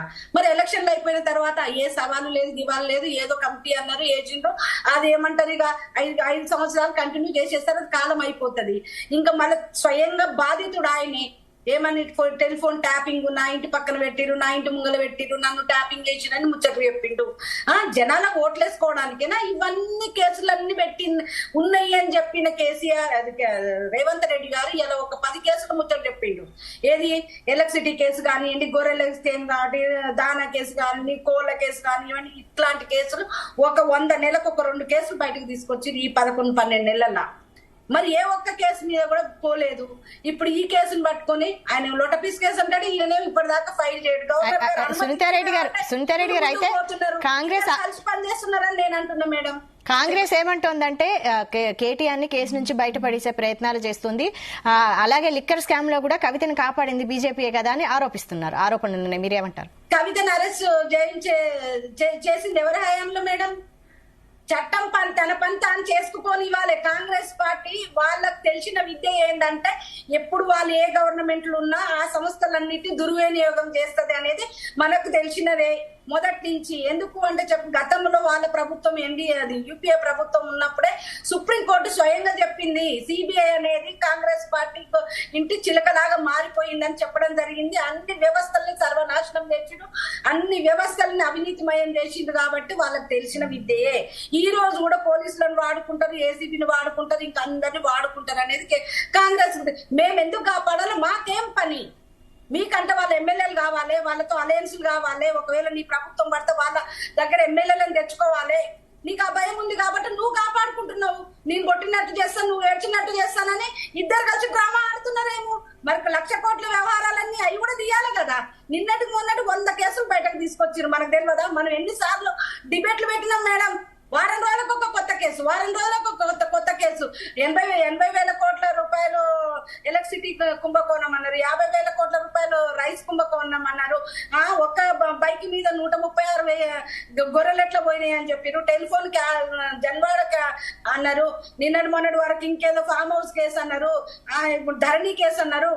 ఈ చేపలు రొయ్యలు ఇంకా నీకెందుకు ఎందెందు వెదిగినా అందే కలడని అంత అవినీతిమయమే ఉన్నప్పుడు మీరు ఇవి ఒక్కటే కాకుండా అవన్నీ ఎందుకు ముందరికి తీసుకురావట్లేరు? మేము అడిగేది అదనమాట. ఆనంద్ గారు చెప్పండి. ఇంకొకటి మేడం, ఇలాగే కత్తి వెంకటస్వామి అన్న ఏమన్నారంటే ఒక ఎంపీ గారు ఎక్కడ ఢిల్లీ ఎలక్షన్లలో తప్పుగా మాట్లాడారు. ఒక మహిళగా కాదు, ఎవరమైనా ఆ మాటని వ్యతిరేకిస్తాము, ఎవరు ఏ మహిళనైనా కించపరచడం అనేది మేము సహించము. అక్కడ ఆయనతో కూడా సారీ చెప్పించిండ్రు. అక్కడ జరిగిన విషయం అది వారం 10 రోజుల కింద జరిగిన విషయాన్ని ఇక్కడికి తీసుకొచ్చి ఒక కుట్రపూరితంగా దాన్ని ఇక్కడ ఉన్న వ్యవస్థలన్నిటి ఏమంటారు బైపాస్ చేసే విధంగా పోలీసు వాళ్ళు అక్కడే ఉంటారు మేడం, బారికేడ్స్ కూడా అక్కడే ఉంటాయి. అక్కడ ఎగ్జిబిషన్ నడుస్తా ఉంది, మొత్తం పోలీసు వాళ్ళు ఆడ ఉంటారు. రోజు మా వెహికల్స్ సరిగ్గా అలో చేయరు. అలాంటి టైంలో వందలాది మంది మా ఆఫీసు మీదకి వస్తుంటే కండ్లు వెండుకుంటే ఆడ ఎట్లా చూస్తారు? మా వాళ్ళు రాళ్ళేస్తుంటే గుడ్లేస్తుంటే ఏమో జరుగుతుందని లోపల మేము మీటింగ్ లో ఉంటే బయటకు వచ్చి చూస్తే వీళ్ళు రాళ్లతో కొడితే తలకాయలు వదిలే మేడం. అక్కడున్న పోలీసు వాళ్ళు వాస్తవం చెప్పాలి కదా మేడం, అక్కడ ఉన్న మేము వచ్చేసి గేట్లు పెట్టుకుంటుంటే మేము వాళ్ళని వ్యతిరేకించడానికి బయటకు వెళ్తే కూడా పోలీసు వాళ్ళని మమ్మల్ని వెళ్ళగొడుతుంది కానీ వాళ్ళని వెళ్ళగొట్టట్లేదు. సపోర్ట్ చేస్తారు మేడం, తగలబెడుతుంటే పోలీసు వాళ్ళే సపోర్ట్ చేస్తున్నారు. ముఖ్యమంత్రి హోంమంత్రిగా ఉండి కొట్టించడానికి రైట్ సునీతారెడ్డి గారు ఇది పరిపాలన ఉందా టాపిక్ డైవర్ట్ అవుతుంది. ఒక నిమిషం అండి. ఆనంద్ గారు పార్టీ ఆఫీసుల మీద పడి కొట్టిస్తారా, తలలు పగల కొట్టిస్తారా? రైట్ సునీతారెడ్డి గారు రైట్ ఆనంద్ గారు ఒక్క విషయం చెప్పండి. అసలు ఈ కేసు విషయంలో అసలు కేబినెట్ ఆమోదం లేకుండా కేటీఆర్ మంత్రి స్థానంలో ఉండి ఒక ఫోన్ కాల్ తో డబ్బు జమ చేశారా లేదా? ఇది నిబంధనలకు విరుద్ధంగా జరిగిందా లేదా చెప్పండి. వీళ్ళు ఇప్పుడు ఏమంటున్నారు అంటే మోడల్ కోడ్ ఆఫ్ కండక్ట్ ఉండంగా కూడా ఎట్లా వ్యవహరించిండు అనేటటువంటిది ఒకటి చెప్తున్నారు. ఇప్పుడు దానికంటే ముందు దీని చర్చ తప్పుదో పట్టుకుని ఇంకొకటి, ఇప్పుడు సోదరి మాట్లాడినట్టు మహిళల పట్ల ఎవరు మాట్లాడినా కానీ దాన్ని మన అందరం కూడా ఖండించాల్సిందే, అది వేరే విషయం. ఆ టాపిక్ దీంట్లోకి తీసుకొచ్చేస్తే ఏమైతుందంటే డైవర్ట్ అవుతుంది. దాన్ని దీంట్లోకి తీసుకురాకూడదు అని చెప్పి ఒక రిక్వెస్ట్. అది ఖచ్చితంగా మన మహిళల పట్ల గౌరవం కలిగి ఉంటారు. సునీతారెడ్డి గారు దాడి అనేది ఎవరు సమర్థించరు? ఆనంద్ గారు మీరు చెప్పండి. 100% ఎవరు కూడా సమర్థించరు. ఇంకొకటి వచ్చేసేసి ఇప్పుడు ఇక్కడ వీళ్ళు ఇప్పుడు ఎందుకు కోర్టుకు పోతుండ్రు అనేటటువంటి మళ్ళీ అడుగుతున్నారు. ఇప్పుడు కోర్టు మీరు తప్పే చేయకపోతే కోర్టుకి ఎందుకు పోతుండ్రు, తప్పే చేయకపోతే కోర్టుకి ఎందుకు పోతుండ్రు? మనం పోతుంటే బురద జల్లుతూ ఉంటే బట్ట కలిసి మీదేస్తుంటే మనం తప్పించుకోవాల్సినటువంటి అట్లాగే తప్పించుకుంటామా, లేకపోతే మనం కాలిపోతుంటామా? బట్ట కలిసి మీదేస్తుంటే కాలిపోతుంటామా, లేకపోతే బురద జల్లుతుంటే కూడా మనం కడుక్కోవాలన్నా దానికి సంబంధించినటువంటిది, లేకపోతే మొత్తం బురద ఊసుకోనని చెప్పి ఊరుకుంటారా? ఒకటి. రెండో విషయం, సోదరి మాట్లాడుతూ ఏం చెప్తున్నదంటే మొత్తం సంవత్సర కాలం నుంచి ఈ కేసు అంటుండ్రు, ఆ కేసు అంటుండ్రు, కానీ ఏ దాంట్లో కూడా వీళ్ళని ఏం చేయట్లేదు, బీఆర్ఎస్ వాళ్ళు ఇక్కడ కాంగ్రెస్ వాళ్ళు ఒకటి అనే విధంగా సోదరి మాట్లాడుతున్నది. కాదు, ఇది బీఆర్ఎస్ అనేటటువంటిది వీళ్ళిద్దరికి కూడా వ్యతిరేకం, వీళ్ళిద్దరు ఒకటి అనేది ఇప్పుడే నేను చెప్పిన, ఇందాక ఈడీ కేసులోనే చెప్పిన, గవర్నర్ పర్మిషన్ లో చెప్పిన, అమృత టెండర్ స్కామ్ లోపల కూడా చెప్పడం జరిగింది. వీళ్ళిద్దరు ఒకటి, బీజేపీ కాంగ్రెస్ ఒకటి అనేది ఒకటి. లేకపోతే ఇప్పుడు మరి మీకు దమ్ముంటే కాళేశ్వరం కావచ్చు, ఫోన్ ట్యాపింగ్ కావచ్చు, ఏ కేసు అయినా కానీ సంవత్సరం నుంచి ఎందుకు పొడిగిస్తున్నారు? మీ దగ్గర నిజంగా ఆధారాలు ఉంటే అవి ముందు బయట పెట్టాలి కదా. వీళ్ళు ఆడుతున్నటువంటిది, కాంగ్రెస్ పార్టీ వాళ్ళు ఆడుతున్నటువంటి నాటకం ఏంటంటే ఒకటి మాత్రము రేవంత్ రెడ్డి గారిని మెచ్చుకోవచ్చు, ఆయన సక్సెస్ఫుల్ అవుతుండ్రు. దేంట్లో సక్సెస్ఫుల్ అవుతుండ్రు అంటే ప్రజల మూడ్ ను డైవర్ట్ చేసే దాంట్లో సక్సెస్ఫుల్ అవుతుండ్రు. ప్రజలు చర్చ ఎప్పుడు ఏం పెట్టాలా? వాళ్ళు ఇచ్చినటువంటి హామీల మీద చర్చ జరగవద్దు. ఎందుకంటే ఇప్పుడు హైదరాబాద్ లో హైడ్రా తీసుకున్న ప్రజల లోపల ఎంత వ్యతిరేకత వచ్చింది అనేటటువంటిది ఆయన చేపించుకున్నటువంటి సర్వేలలో వస్తుంది. నాకు తెలిసి దేశం లోపల ఏ ముఖ్యమంత్రి గారు కూడా ఇన్ని తిట్లు తిని ఉండరు. కానీ ఇప్పుడు మరి ఏం చేయాలా? ఇప్పుడు లోకల్ బాడీ ఎలక్షన్లు రాబోతున్నాయి. లోకల్ బాడీ ఎలక్షన్లు రాబోతున్నప్పుడు వాళ్ళకి ఇచ్చినటువంటి హామీలు ప్రజలు దృష్టి మరల్చారే కదా. మొన్నటికి మొన్న ఎన్నిసార్లు చెప్పుకుంటూ వచ్చిండు, ఒక రుణమాఫీకి సంబంధించింది కావచ్చు, రైతు భరోసాకు సంబంధించింది కావచ్చు. కేసీఆర్ గారు 2 పంటలకు ఇస్తున్నాడు, మేము 3 పంటలకు ఇస్తాము అన్నాడు, బిచ్చం ఎత్తున్నాడు అన్నాడు. కేసీఆర్ గారు ఇప్పుడు ఎకరానికి సంవత్సరానికి 10,000 ఇస్తుండు, మేము 15,000 ఇస్తాము అన్నాడు. కేసీఆర్ గారు కౌలు రైతులను పట్టించుకోవట్లేదు, మేము రైతులకే కాకుండా కౌలు రైతులకు కూడా ఎకరానికి 15,000 రూపాయలు ఇస్తాము అన్నారు. అది కౌలు రైతుల మాట ఏమన్నా మాట్లాడుతున్నా? అది మొత్తం మర్చిపోయిండు. మరి ఇప్పుడు తీరా సావు కబురు సల్లగా చెప్పినట్లు 15,000 పక్కకు పోయి ఇప్పుడు ఏంది సక్సెస్ఫుల్ ఎక్కడైతున్నా అంటే ఈయన చర్చను డైవర్ట్ చేయాలా, ప్రజల దృష్టిని మరల్చారాలా. కొన్ని రోజులు అల్లు అర్జున్ చుట్టూ, కొన్ని రోజులు కేటీఆర్ చుట్టూ, కొన్ని రోజులు హైడ్రా చుట్టూ ఇట్లా తిప్పుకుంటా పోతే ఏంటంటే లోకల్ బాడీస్ లోపల ప్రజల అటెన్షన్ డైవర్ట్ చేసి ఓట్లు దండుకోవాలనేది తప్ప ఏమి కథలు చేసినా, ఎన్ని కేసులు అరెస్టులు చేసినా, ఈ 400 హామీలు మీరు ఇచ్చినవి 6 గ్యారంటీలు నెరవేర్చే వరకు మీ ఎంట మాత్రం BRS party. Right Mastan Rao గారు మీరు చెప్పండి. రేపు ఏసీబీ విచారణ తర్వాత కేటీఆర్ ని అరెస్ట్ చేసే అవకాశం ఉన్నదని ప్రచారం మాత్రం జోరుగా జరుగుతోంది, మీరేమంటారు? ఫైనల్ గా చెప్పండి. అంటే హైకోర్టు ప్రాథమిక ఆధారాలు లభించాయంటాం ఒకటి. రెండోది ఏంటంటే ఆయన సుప్రీంకోర్టుకి వెళ్ళినా కూడా మళ్ళీ ఆయనకు అనుకూలంగా వస్తుందని నేనైతే అనుకోవట్లేదు. ఇంకోటి ఏంటంటే మంత్రివర్గం అనుమతి లేదు, అదేవిధంగా హెచ్ఎండిఏ డైరెక్టర్ల అనుమతి కూడా లేదు ఆ నిధుల విడుదలకు సంబంధించి. సో ఇవన్నీ కూడా ఆయన ఇప్పుడు అడ్మినిస్ట్రేషన్ వేరు, పాలసీ మ్యాటర్స్ వేరు అన్నప్పటికీ కూడా అక్కడ కీలకమైనది ఏంటంటే అరవింద్ కుమార్ గారు వెల్లడించింది, కేటీఆర్ గారు ఫోన్ చేశారు, కేటీఆర్ గారు ఓరల్ ఇన్స్ట్రక్షన్స్ ఇచ్చారు కాబట్టి నేను చేశాననేది అక్కడ ప్రధానమైన సాక్ష్యాధారంగా నిలుస్తుంది కాబట్టి ఆయన కేటీఆర్ గారి ఇన్వాల్వ్మెంట్ కాబట్టి ఆయన అరెస్ట్ తప్పనిసరి అనేది నాకైతే అనిపిస్తాం. రైట్. వెంకటస్వామి గారు, ఫైనల్ గా మీరేం చెప్తారు? మీరేం చెప్పదలుచుకున్నారు? చట్టం తన పని తాను చేసుకుంటూ పోతుంది, ఎవరికి చుట్టం కాదు. చట్టం చేస్తున్న దాన్ని వ్యతిరేకించే వాళ్ళు వ్యతిరేకిస్తున్నారు. రాజ్యాంగం మీద నమ్మకం ఉన్న అంటున్న వాళ్ళే రాజ్యాంగ విలువడం అంటే తొక్కిన వాళ్ళే రాజ్యాంగం మీద నమ్మకం ఉన్నదని చెప్తున్నారు. మేము అధికార దుర్వినియోగం జరిగింది అనేటువంటి దాన్ని చాలా స్పష్టంగా అధికారులు చెప్తున్నారు. నేనే చేసిన అని ఆయన కూడా చెప్తున్నాడు. కేటీఆర్ కూడా ఆయనే చెప్తున్నాడు కదా, నేనే చేసిన, అవును బాధాప్త ఇచ్చిన అనేది ఆయనే చెప్తున్నాడు.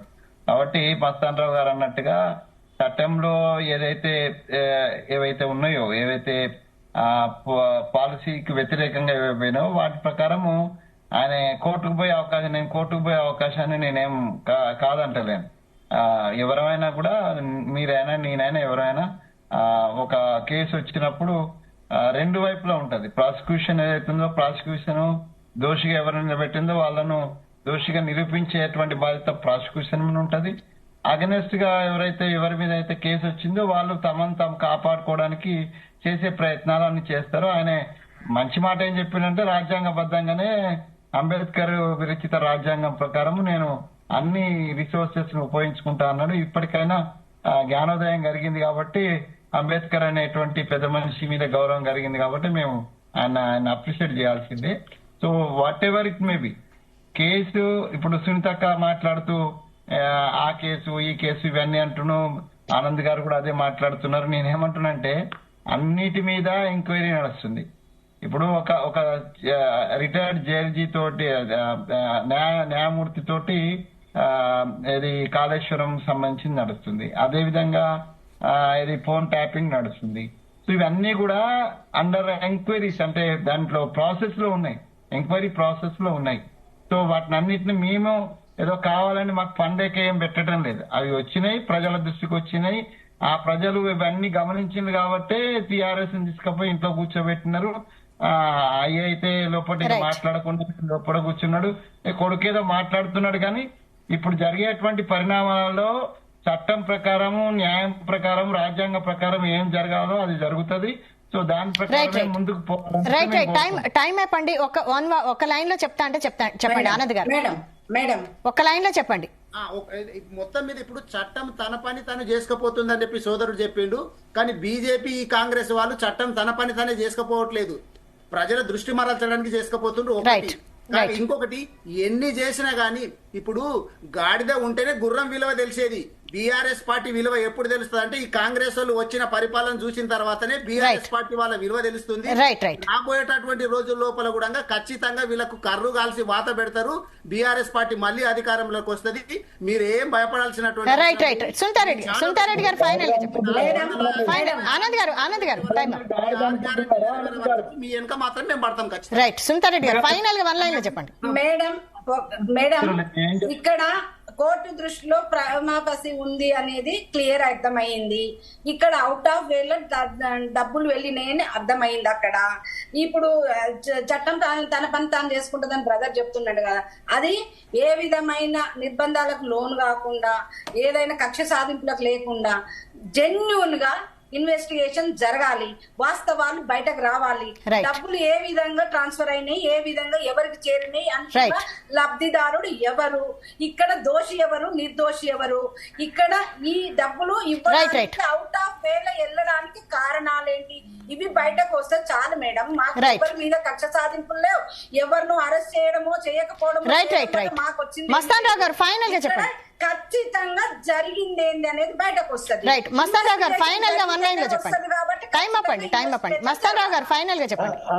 ఖచ్చితంగా అండి. ఇప్పుడంటే ఈడీ ఎదుట జనవరి 16వ తారీఖున ఆయన హాజరైన నేపథ్యం, అదేవిధంగా హాజరవ్వాల్సిన పరిస్థితి ఉంది. సుప్రీంకోర్టుకి వెళ్ళిన నేపథ్యం, సుప్రీంకోర్టు ఎలా రియాక్ట్ అవుతుంది అనే దాని మీద కేటీఆర్ భవిష్యత్ ఆధారం అనేది నేను చెప్తాను.